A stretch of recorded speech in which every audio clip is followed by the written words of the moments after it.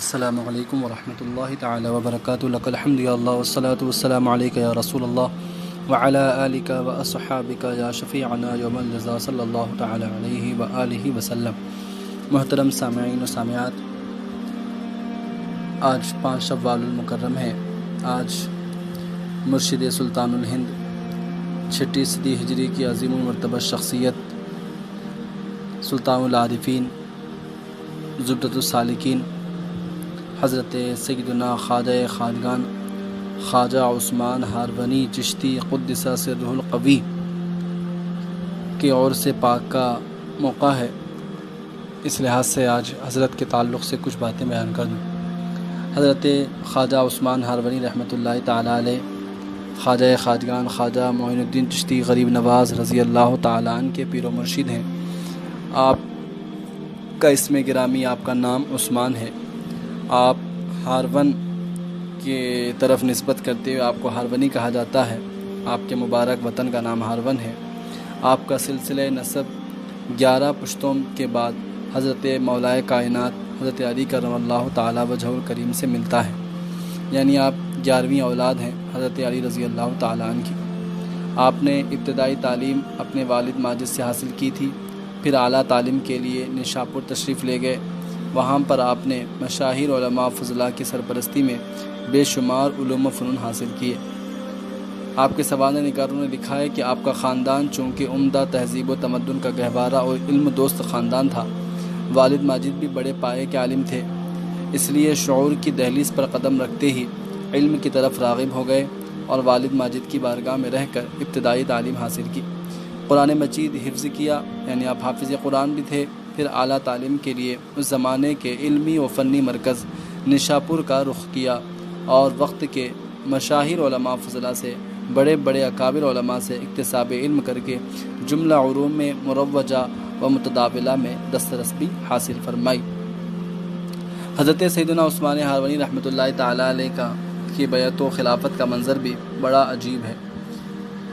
صاحب سبع سنابل شریف حضرت میر عبد الواحد بالگرامی علیہ رحمہ نے یوں اپنے کتاب میں تذکرہ فرمایا ہے کہ خواجہ عثمان ہارونی کی عمر کافی تھی، آپ نے سفر بھی بہت کیے۔ جب حضرت خواجہ شریف زندنی کی خدمت میں پہنچے تو عرض کیا، بندہ عثمان کی تمنا ہے کہ حضور والا کے مریدوں میں شمار کیا جائے، یعنی میری خواہش ہے کہ میں آپ کا مرید بنوں۔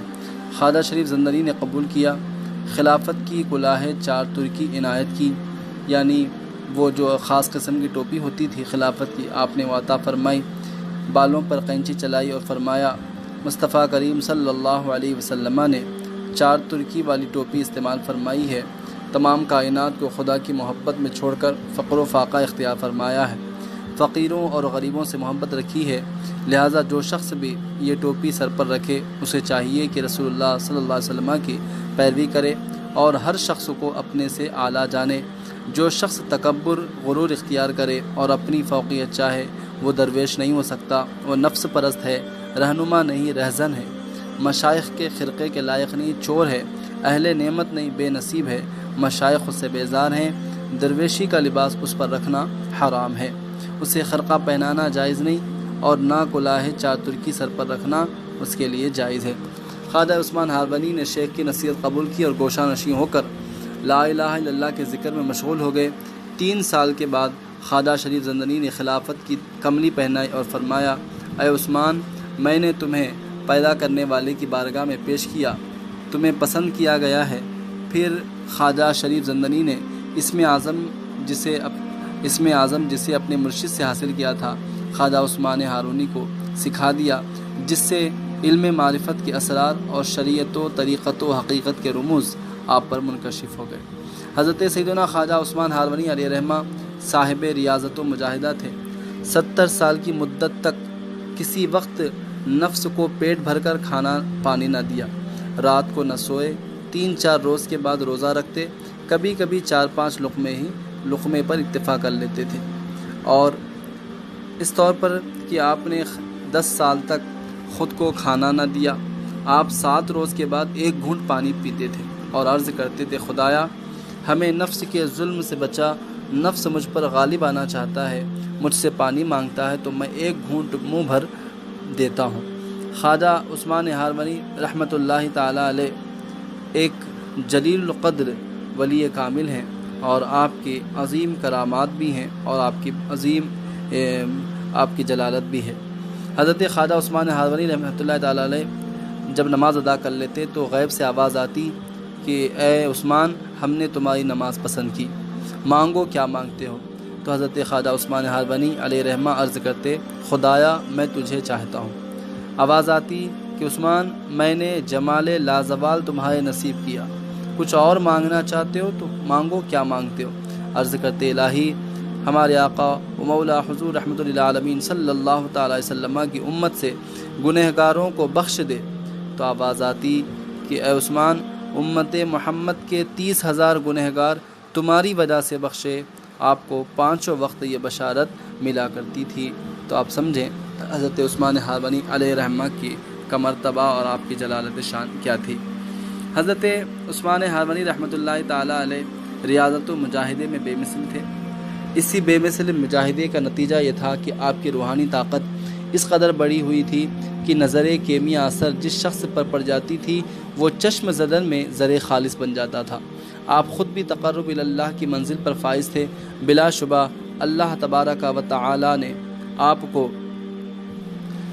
ولایت کے اعلیٰ منصب پر فائز فرمایا۔ آپ سے بے شمار کرامتوں کا صدور ہوا، جن میں سے چند یہاں پر ذکر کیے جا رہے ہیں۔ حضرت خواجہ عثمان ہارونی علیہ رحمہ کے بارے میں حضرت میر عبد الواحد بن گرامی تحریر فرماتے ہیں کہ ایک دفعہ حضرت خواجہ عثمان ہارونی آدھی رات کے وقت گھر میں تشریف فرما تھے کہ 79 کافروں نے مشورہ کیا، یعنی 79 کافروں نے مشورہ کیا کہ آدھی رات کو خواجہ عثمان ہارونی کے پاس چلیں اور کہیں کہ ہم بھوکے ہیں، ہر ایک کو نئے طباخ میں علیحدہ علیحدہ کھانا دیا جائے اور ہر ایک کو جدا گانا نوع کا یعنی قسم قسم کے کھانا مانگے جائیں۔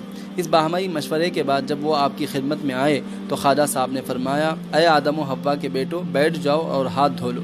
پھر خود پڑھ کر آسمان کی جانب ہاتھ اٹھائے اور ہر جنس کے مختلف کھانوں سے بھرے طباخ جیسا کہ وہ لوگ سوچ کر آئے تھے غیب سے لیتے اور ان کے سامنے رکھتے چلے آتے۔ وہ لوگ بھی مسلسل نظریں جمائے ہوئے دیکھتے رہے کہ طباخ آخر غیب سے کہاں سے آ رہے ہیں۔ خیر جب وہ کھانے سے فارغ ہوئے تو آپ نے فرمایا، خدا تعالیٰ کی نعمت کھالی ہے، اب اس پر ایمان لاؤ۔ انہوں نے کہا، حضور اگر ہم تمہارے خدا اور رسول پر ایمان لے آئیں اور مسلمان ہو جائیں تو کیا خدا تعالیٰ ہمیں بھی تمہاری طرح کر دے گا؟ فرمایا، میں غریب کس گنتی میں ہوں، خدا تعالیٰ تو اس پر قادر ہے کہ مجھ سے 1000 درجے تمہیں بلند فرمائے۔ وہ سب ایمان لے آئے اور خواجہ صاحب کی مبارک صحبت میں رہ کر ان میں سے ہر ایک شخص اللہ کا ولی ہو گیا۔ ان کی نظروں میں عرش بری سے لے کر تحت الثری تک سب کا سب منکشف ہو گیا۔ یہ حضرت خواجہ عثمان ہارونی رحمۃ اللہ تعالی علیہ کی یہ شان تھی۔ حضرت علامہ عبد الرحمن ابن عبد الرسول علیہ رحمۃ الرضوان صاحب مرآت الاسرار آپ فرماتے ہیں کہ ایک مرتبہ خواجہ عثمان ہارونی کا گزر ایسی جگہ سے ہوا جہاں آتش پرست آباد تھے، یعنی آگ کی پوجا کرنے والے رہا کرتے تھے۔ ان کا ایک بہت بڑا آتش کدا تھا جس پر انہوں نے گنبد بنا رکھا تھا۔ اس میں صبح شام آگ جلتی رہتی تھی، روزانہ بے شمار لکڑیاں جلائی جاتی تھی، ہر وقت آتش پرستوں اور مجوسیوں کی بھیڑ لگی رہتی تھی۔ حضرت خواجہ نے وہاں سے دور ایک درخت کے نیچے ندی کے کنارے قیام فرمایا، یعنی وہاں پر ٹھہرے رہے۔ آپ نے اپنے خادم فخر الدین کو حکم دیا کہ افطار کا وقت قریب ہے، لہٰذا افطاری تیار کرو۔ خادم آگ لینے گیا تو آتش پرستوں نے یعنی آگ کی پوجا کرنے والوں نے آگ دینے سے انکار کر دیا۔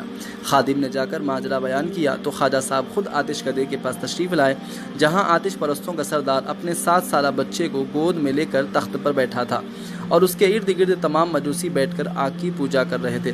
حضرت خواجہ نے مجوسیوں کے سردار سے فرمایا، جو آگ تھوڑے سے پانی سے ختم ہو جاتی ہے اسے پوجنے کا کیا فائدہ؟ اس خالق و مالک کی عبادت کیوں نہیں کرتے جس نے آگ اور ساری چیزوں کو پیدا کیا ہے؟ آگ کو پوجتے ہو جو ایک مخلوق ہے۔ مجوسیوں کے سردار نے جواب دیا، ہمارے مذہب میں آگ کا بڑا درجہ ہے، آگ ہمارا معبود ہے، ہمارا خدا ہے، اس لیے ہم اس کی پوجا کرتے ہیں تاکہ مرنے کے بعد وہ ہمیں نہ جلائے۔ خواجہ صاحب نے فرمایا، برسوں سے تم اس کی پوجا کرتے چلے آ رہے ہو، ذرا اس میں ہاتھ ڈال کر دکھاؤ، یہ تمہیں جلاتی ہے یا چھوڑ دیتی ہے؟ اس نے کہا، جلانا آگ کا کام ہے، کس کی مجال جو اس کے قریب جا سکے؟ یہ سن کر خواجہ صاحب نے اس کی گود سے اس کے 7 سالہ بچے کو لیا اور آگ کی طرف بڑھے اور پھر قرآن پاک کی آیت کو پڑھنا شروع کیا، یا نار کونی برداً وسلاما علی ابراہیم، پڑھ کر دہکتے ہوئے آتش کدے میں آگ کے اندر چلے گئے۔ ادھر مجوسیوں میں شور و غل مچ گیا۔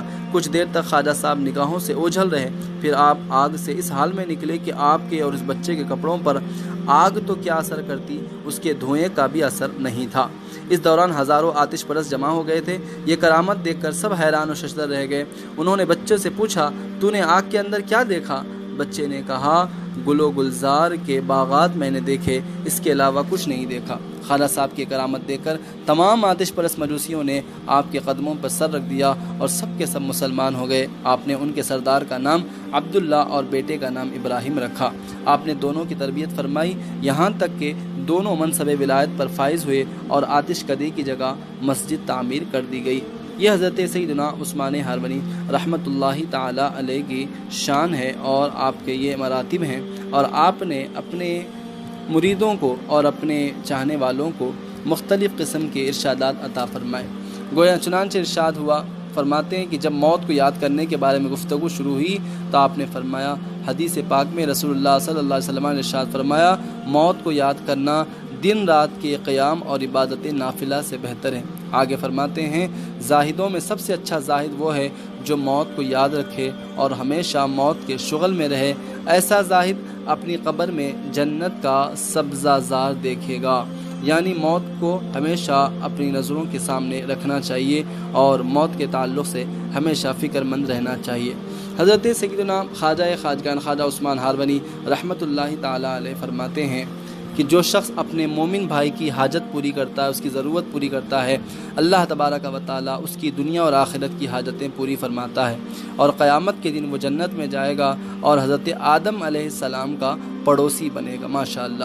اور ایک جگہ میں فرماتے ہیں، جو شخص فقیروں کو کھانا کھلاتا ہے وہ تمام گناہوں سے پاک ہو جایا کرتا ہے۔ اور ایک موقع پر یہ بھی فرمایا کہ اگر بندہ کسی کی جوتی سیدھی کرے یا مومن کے پاؤں سے کانٹا نکال دے، اللہ تبارک و تعالیٰ اسے صدیقوں اور شہیدوں میں شمار فرماتا ہے۔ یعنی چھوٹا سا چھوٹا کام بھی اگر کسی مسلمان بھائی کا کوئی شخص کرتا ہے، اللہ رب العزت اس کے بدلے میں اس کو بے حساب مغفرتیں اور بے حساب ثواب عطا فرماتا ہے۔ حضرت سیدنا خواجہ عثمان ہارونی علیہ رحمہ فرماتے ہیں کہ لڑکیاں خدا کا ہدیہ ہیں، لہٰذا جو انہیں خوش رکھتا ہے اللہ اور اس کے رسول اس سے خوش ہوتے ہیں۔ جسے اللہ تعالیٰ بیٹیاں عنایت فرماتا ہے اس سے خوش ہوتا ہے، لہٰذا جو شخص لڑکیوں کی پیدائش پر خوشی منائے اس کے لیے یہ خوشی خانہ کعبہ کی 70 بار زیارت کرنے سے بھی زیادہ فضیلت والی، سبحان اللہ۔ جو والدین اپنی لڑکیوں پر رحم کرتے ہیں اللہ بھی ان پر رحم فرماتا ہے۔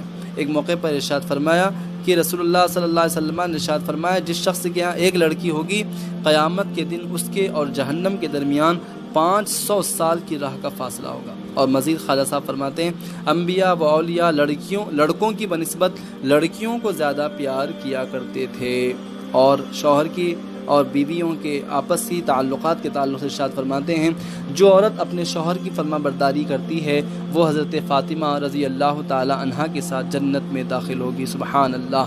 اور یہ بھی فرمایا کہ جو عورت شوہر کے ساتھ ترش روئی سے پیش آئے اور اس کی طرف نہ دیکھے تو اس کے نامہ اعمال میں آسمان کے ستاروں کے برابر گناہ لکھے جاتے ہیں۔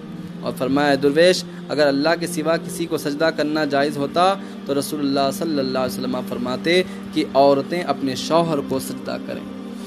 حضرت عثمان ہارونی علیہ رحمہ نے اپنے وصال کے تعلق سے دعا مانگی تھی کہ آپ کا مدفن مکہ معظمہ ہو، یعنی آپ نے دعا کی تھی کہ اللہ میری قبر مکہ معظمہ میں میری قبر بنے۔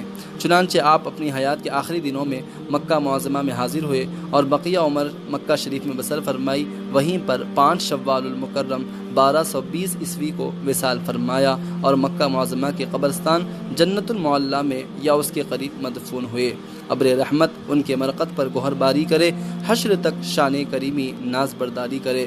بارگاہ رب العزت میں دست بدعا ہوں کہ مولا رحیم اپنے حبیب کریم علیہ السلام کے صدقے حضرت خواجہ کے درجات بلند فرمائے اور ہمیں ان کے نقوش قدم پر چلنے کی توفیق رفیق عطا فرمائے، آمین بجاہ النبی کریم علیہ اکرم الصلاۃ و افضل التسلیم۔ اللہ رب العزت ہم سب کو حضرت عثمان ہارونی علیہ رحمہ کا فیضان نصیب فرمائے۔ آپ حضرات اپنے اپنے گھروں میں حضرت خواجہ خواجگان خواجہ عثمان ہارونی علیہ رحمہ جو سرکار غریب نواز کے پیر و مرشد ہیں، ان کے لیے ایصال ثواب کے محفل منعقد کریں، فاتحہ خوانی کریں اور ان کے وسیلے سے اپنے حق میں اور ساری امت کے حق میں دعا فرمائیں۔ پھر ہوتی ہے ملاقات، اس وقت اجازت۔ السلام علیکم۔